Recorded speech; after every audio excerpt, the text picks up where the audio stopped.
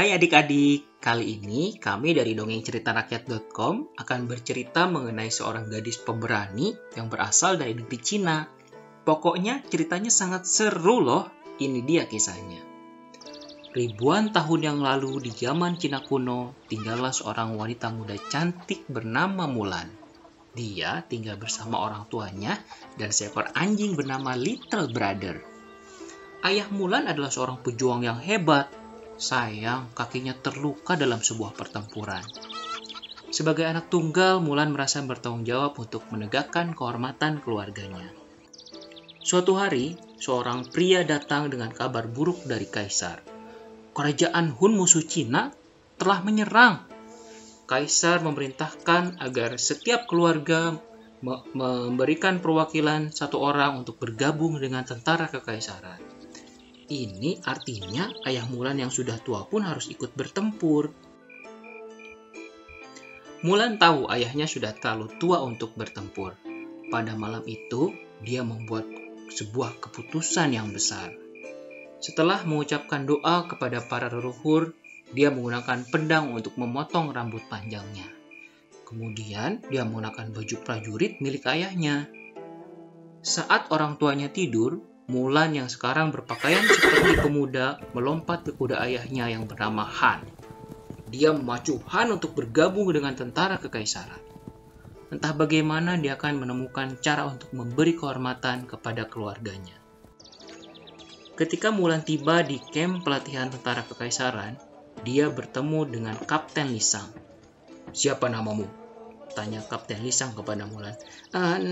Namaku Ping," kata Mulan. Untungnya, San dan tentara lainnya percaya bahwa dia adalah seorang laki-laki. Sang bekerja keras untuk mengajarkan kekuatan dan disiplin tentaranya. Hal ini tentu sangat berat bagi Mulan yang merupakan seorang wanita. Tapi, untuk mendapatkan penghormatan para prajurit, Mulan mengambil sebuah anak panah di atas sebuah tiang tinggi. Itu adalah tugas pelatihan yang paling sulit, dan Mulan telah berhasil melakukannya. Mulan tidak sendirian dalam petualangan ini. Seekor naga bernama Mushu dikirim para leluhur untuk menjadi pelindung, dan juga belalang bernama Cikri selalu berada di sisinya. Bekerja sama, mereka menulis sebuah surat palsu yang memerintahkan Shang dan tentaranya untuk mengejar tentara Hun. Kini Mulan akan mendapatkan kesempatan untuk membawa kehormatan bagi keluarganya kembali. Berdasarkan isi surat itu, Shang membawa tentaranya ke pegunungan. Tiba-tiba mereka dikelilingi oleh ribuan tentara Hun.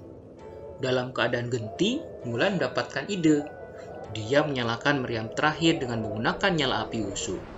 Peluru dari meriam menghantam gunung es tersebut dan menyebabkan hujan salju deras turun ke orang-orang Hun. Tapi bahayanya belum berakhir. Salju sekarang mengarah kepada Mulan dan teman-temannya juga. Kuda setia Mulan, Han, segera berlari ke sisi Mulan. Mulan melompat ke atas Han dan segera membantu Shang yang hampir terkubur oleh salju. Selama pertempuran, Mulan terluka, dan saat dia dirawat, seorang petugas medis menyadari bahwa Ping ternyata adalah seorang wanita.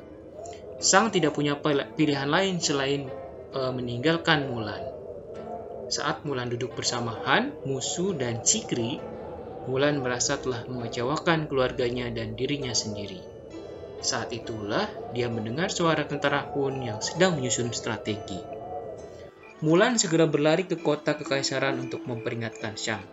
"Tentara Hun masih hidup," dia memberitahu Shang. "Mereka ada di kota ini," ucap Mulan. Tapi Shang yang merasa dihianati oleh Mulan tidak mempercayainya. Mulan pun mencoba memperingatkan yang lain, tapi tidak ada yang mempercayainya juga. Pemimpin tentara Hun, Shan Yu, menculik kaisar, tapi Mulan dan Shang menyelamatkannya. Dengan marah, Shan Yu mengejar Mulan ke atap istana. Sebenarnya, Mulan sudah merencanakan hal itu. Mulan meraih pedang dan menusuk jubah Shan Yu ke atap. Shan Yu tidak bisa bergerak saat Mushu dan Cikri menembak sebuah roket ke arahnya. Kekuatan ledakan yang dikirimkan Mushu dan Cikri meledak di udara. Mulan dan Shang terjatuh ke tanah saat kembang api mulai memenuhi langit. orang-orang merayakannya. Tentara Hun telah berhasil diusir dan kota kekaisaran aman. Kaisar sangat berterima kasih kepada Mulan.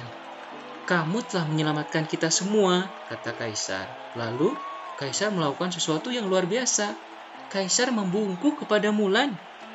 Semua orang di istana membungkuk kepada Mulan juga. Kaisar meminta Mulan untuk tinggal sebagai penasihatnya di istana. Tapi Mulan tahu sudah saatnya dia kembali ke keluarganya. Sekembalinya Mulan ke rumah, dia menunjukkan kepada ayahnya pedang yang diberikan Kaisar. "Hadiah dan kehormatan terbesar adalah memiliki kamu sebagai anakku," kata ayahnya. "Ayah sangat rindu kepadamu, anakku," ucap ayahnya kembali. "Permisi," kata suara di belakang mereka. "Apakah Mulan tinggal di sini?" Ternyata itu adalah Shang.